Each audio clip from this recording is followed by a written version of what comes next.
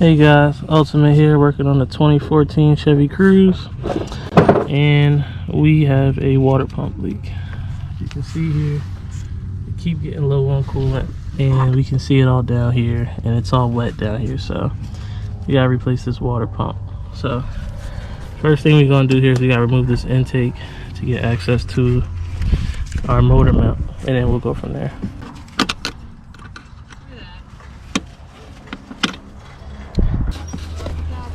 Alright, and then we're gonna get down here and get that 15 off. It's loose as shit. Just like that. Oh, that's well. I'll use this right here. Now, you can pop this out and we're gonna lay this to the side. We're gonna get to this motor mount. Before we do anything, we're gonna support the block, because once we take this motor mount off, the engine's gonna want to fall. So get yourself a block of wood or something flat, and we're gonna look for somewhere underneath the car to jack it up. We're gonna support the block from right here. We could remove this, but I don't think it's gonna be necessary. But something flat. The oil pan here is metal, so we can jack it up right by there.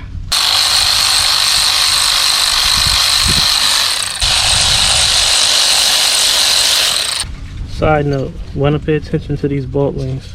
These go down here. Notice they don't have no thread here. These that go here are all threaded and it's shorter. We're going to put these back so we don't forget where they go.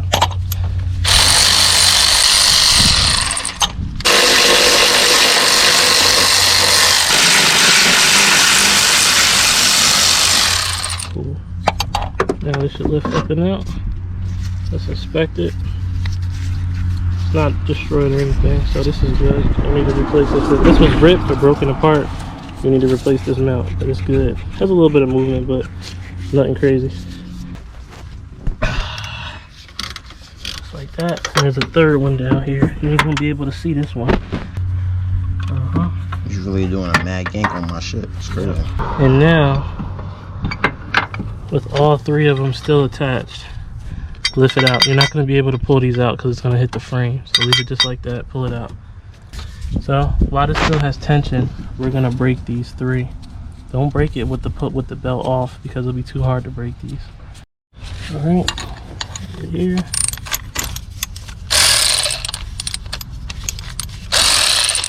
Right there. There we go. I believe our tensioner is right here. We're gonna get this on here. We're gonna loosen up the belt and then we're gonna pull it off. All right, now this is our tensioner right here. It's an E14. Fuck. And I'm just gonna leave it like that. We're gonna pull this belt all the way off.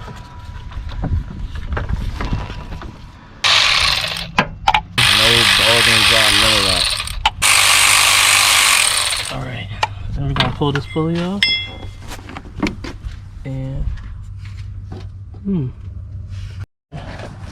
okay, since we're replacing the water pump and the thermostat together, it's not really necessary for me to actually unbolt the thermostat, but just to give you guys a visual, always look at your new part to see what you have to remove to get to it. We can see right here we have a hose clamp going here. This is where our main radiator hose goes, and our sensor is right here at the top. So we're going to remove this sensor. We're going to pull this hose out, which is going to be fun. Gonna get coolant everywhere, and then we'll try to get access to this hose down here. All right, so with this right here, we got this clip up. Just get a flathead and lift it up. Now the fun part, there we go. Try to be gentle with that though, that can break easily. Now we got to remove this sensor here, and if I'm not mistaken, it looks like just push up on it like this and pop it out. Now that's out. Alright, so you can see here we got to remove all these bolts. I'm not going to be able to show you guys all of them, but it's 1, 2, 3, 4, 5, 6, 7, 8, 9, 10 bolts, and there's a hose clamp right here. Just like that. So let's get started. Work our way at the top, go down, work our way to the bottom. Okay, the one thing is, I'm not 100% sure if each of these bolts are different sizes. So I'm gonna put the bolt right where I took it out at, so I don't mix anything up. Here. Okay, so with this piece of cardboard here, okay. Now we're just gonna got my pry bar right back here. Started prying. I think it's about ready to come out. There we go.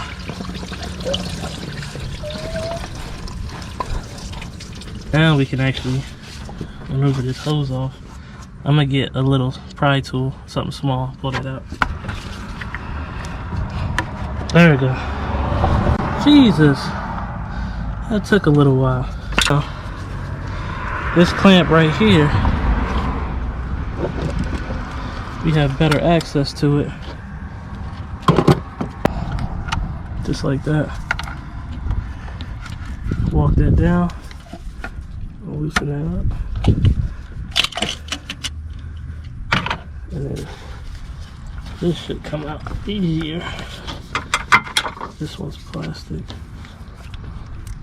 Yeah, that one's coming out much easier.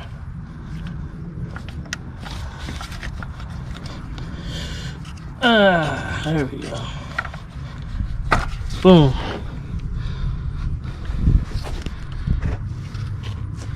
Now I'm just looking at the gasket here, see where it got compromised. This is where we started leaking from.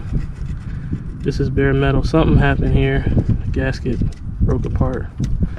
Alright. Before we start worrying about installing our new thermostat, a new water pump, we need to clean up this gasket here. Typically, you want to use plastic. Metal can scrape this. However, I do have a metal scraper. It's better to get the harder stuff off. This is called a non-marring scrape tool. It will not gouge out the metal, and it will not cause like gouges and ruin the mating surface. Let's get this up. Okay, now I put all my old bolts on the old pump so that these are all different sizes. We don't want to mix that up. Now we get our gasket here. Here's the thing. You can put water pump and thermostat housing gasket maker on these, but this is like a composite material. I don't really like to use this. I only really like to use this on like something like this rubber. This is a good idea. We're going to use this on this, but on this composite style gasket, I'm not going to put any gasket maker on here. So I'm gonna steal a couple bolts. Alright, so I got what, 4 of them in here?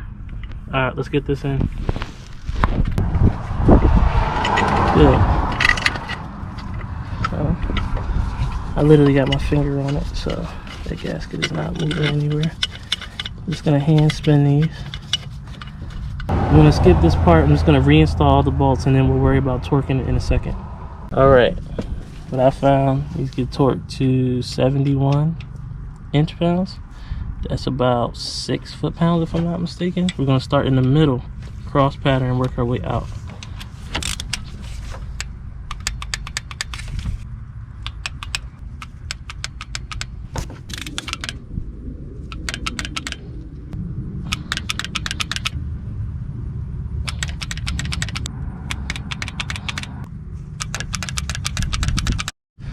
Alright, we're gonna get this hose back on.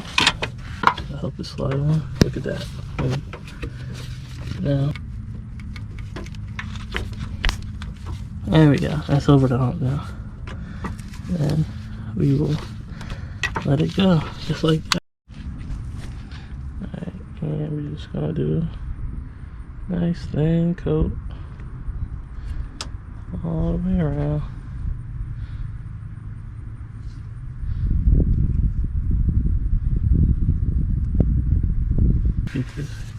I'm gonna put this hose on first, so it's easier to put it on when the thing is down here. So just slide it in there, and then just gonna push this up here, just like that.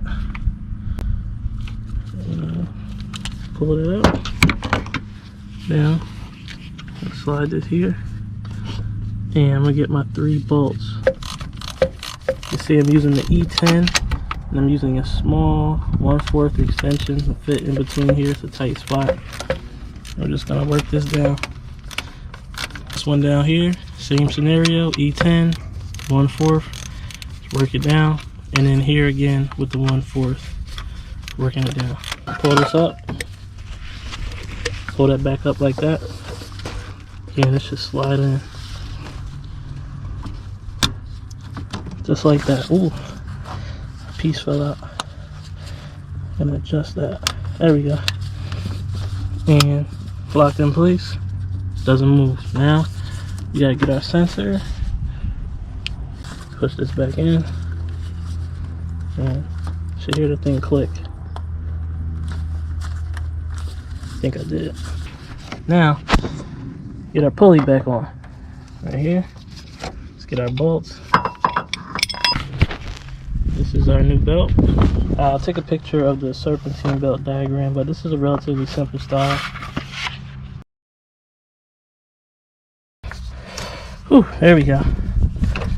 That bitch is tight. That's a good belt. Alright, just check all our grooves here. Make sure everything is in the grooves. Alright, everything's good now. Get that on. I'm just gonna get these a good little that. No tighter than that. And then here. Notice I'm holding the belt to kind of give it some tension. And that's it. Now we're gonna put this motor mount back in, or motor mount extension piece. Notice I have all the bars already in. I'm just gonna push them in as I drop this in here. Just like that. And now we just line all these bolts up. Remember, I have the engine supported. If it's too low, you just jack it up a little bit more and you should be good. But I believe all my threads are catching, so I'm good to go here. Alright, these three get torqued to 37 foot-pounds.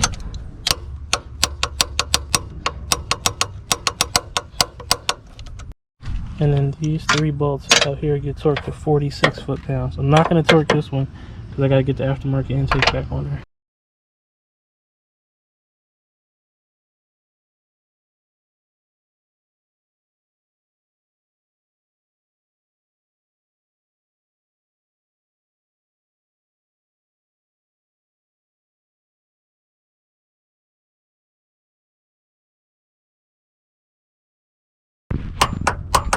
There we go. Woo! Then tighten our clamp down here. Okay. Now we got us some. Get yourself some GM Dexcool 50/50. This is antifreeze and coolant. If you get the concentrate, you're gonna have to add distilled water, and you're gonna have to mix it half and half. Let's fill this up.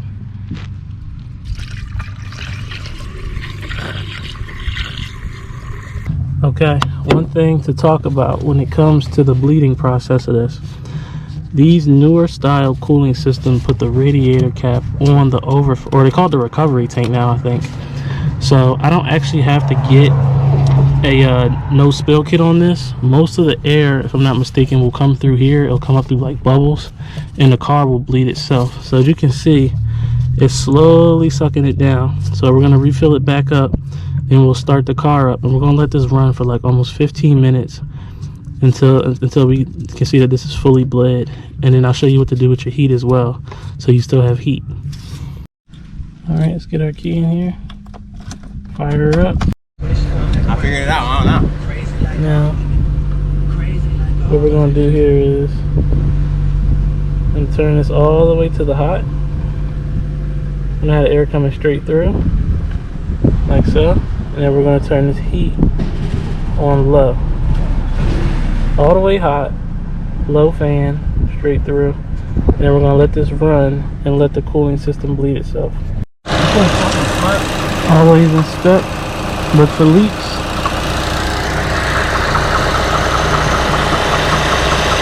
Don't see anything leaking. That is awesome. See the fan is on. Thermostat must be open. A lot of bubbles is coming out.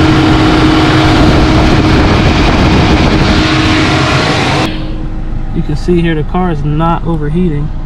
Just waiting to see if we can get our heat soon. All right, don't be alarmed if you don't feel any heat for like the first 15 minutes. Waited the 15 minutes and then we took it for a drive and the heat came right on right away. Car's not overheating. Everything's good. We're all good here. Thanks for watching, you guys. Till next time. Out. Bye.